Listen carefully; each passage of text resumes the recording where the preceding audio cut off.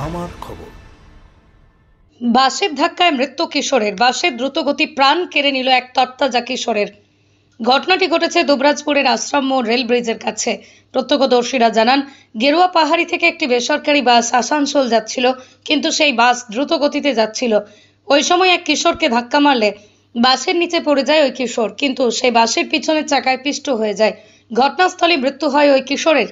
মৃত কিশোরের নাম মাহতাব খান, বাড়ি দুবরাজপুর থানার আদমপুর গ্রামে। ঘটনাস্থল থেকে চম্পট দেয় বাসের চালক ও খালাসিরা। ঘাতক বাসটিকে ভাঙচুর করে স্থানীয় মানুষজন, তবে দুবরাজপুর থানার পুলিশ এসে পরিস্থিতি সামাল দেয়। মৃতদেহটি দুবরাজপুর গ্রামীণ হাসপাতালে নিয়ে যায়, পরে ঘাতক বাসটিকে ঘটনাস্থল থেকে অন্যত্র নিয়ে যায়। প্রত্যক্ষদর্শীরা আরও জানান, এই সময় বাচ্চারা স্কুলে যায়, কিন্তু সেখানে কোনো পুলিশ বা ট্রাফিক ছিল না, আর এই জায়গায় একাধিক গাড়ি দ্রুত গতিতে যায়। তাছাড়াও সাধারণ মানুষের অভিযোগ, দুবরাজপুর শহর জুড়ে যেভাবে বাইক নিয়ে দাপিয়ে বেড়াচ্ছে তা নিয়ে চিন্তায় পড়েছে সাধারণ মানুষ, কিন্তু তবুও হুঁশ নেই পুলিশের।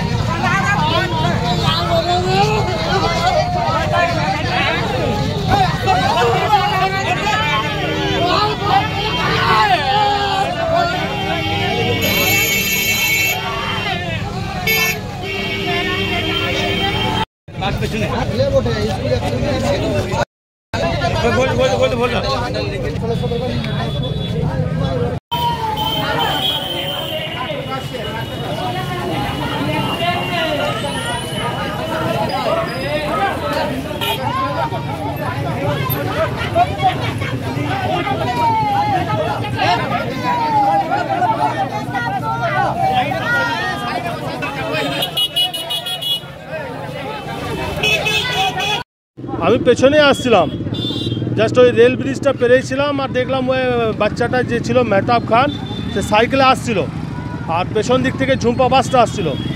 জাস্ট একটু মনে হয় হ্যান্ডেলে টাচ হলো, পড়লো পেছন চাকায়, তো মাথার উপর চেপিয়ে দিল আর স্পট ডেথ। বাসটা কোথা থেকে কোথায় যায়? বাসটা আসছিল গেরুয়া পাহাড়ি, যেটা আছে আমাদের লোকাল, যেটা আসছে আসানসোল যায়, ঝুম্পা। কোন জায়গায় দুর্ঘটনা ঘটেছে? দুর্ঘটনাটা দুবরাজপুর রেলওয়ে স্টেশন আশ্রম মোড়ে, একদম রেল ব্রিজটা পেরিয়েই।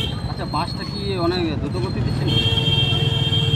গতি তো ছিলই, কারণ জাস্ট কী ব্যাপার কিছু বুঝতে পারলাম না। অ্যাক্সিডেন্ট একটা হলো, কিন্তু বাসে যখন আমি এলাম তো বাসে কেউ ছিল না, বাসে সব ছেড়ে পালিয়ে গিয়েছিল। বাসটা রোডের মধ্যে দাঁড়িয়েছিল, ছেলেটা একদম পড়েছিল, কিন্তু ছেলেটা মুখ দেখে বুঝতে পারছিলাম না কোথাকার বটে, কিন্তু জাস্ট শুনছিলাম হ্যাঁ আমাদের ওই দিকেরই বটে, তো হাত দিতে পারছিলাম না যেহেতু পুলিশ নেই। ফের আমি যে পাকুড়তলাতে যে একটা আপনার কনস্টেবল থেকে ওনাকে বললাম যে আপনি একটু তাড়াতাড়ি পুলিশ পাঠান, ওখানে একটা আসছে, অ্যাক্সিডেন্ট হয়েছে, স্পট ডেথ হয়ে গেছে, ছেলেটা পড়েই রয়েছে আর পুরো জাম হয়ে আছে। ছেলেটার কি নাম? ছেলেটার নাম মেহতাব খান, গ্রাম আদমপুর। বয়স কত? 13-14 বছর। আচ্ছা, বাসটাকে কোথায় নিয়ে যাওয়া আছে?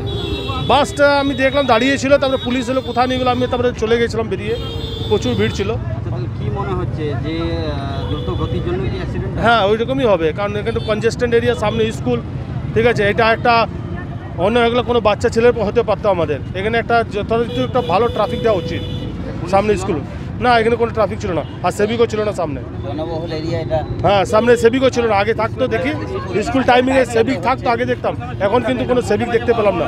আমি যে পাকুড়তলাতে বললাম একটা কনস্টেবলকে, তারপরে দেখলাম বাইক নিয়ে কোনো সাব ইন্সপেক্টর হয় আর টুইস্টার একটা পেরিয়ে এলো, উনি বাইক নিয়ে এলেন। জেলা স্বাস্থ্য পরিষেবায় নতুন দিনের সূচনা। এমআরআই, রেডিওস্কোপি, সিটি স্ক্যান পরিষেবা এবার শান্তিনিকেতন মেডিকেল কলেজ ও হাসপাতালে পাওয়া যাচ্ছে।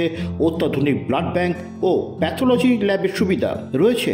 10 টাকায় ডাক্তার দেখানো এবং ওষুধে 62% পর্যন্ত ছাড়ের সুবিধা। তাই আর দেরি কেন, আজই আপনার প্রিয়জনের চিকিৎসার জন্য আসুন আন্তর্জাতিক পরিকাঠামো আর অত্যাধুনিক প্রযুক্তি নিয়ে গড়ে ওঠা শান্তিনিকেতন মেডিকেল কলেজ ও হাসপাতালে।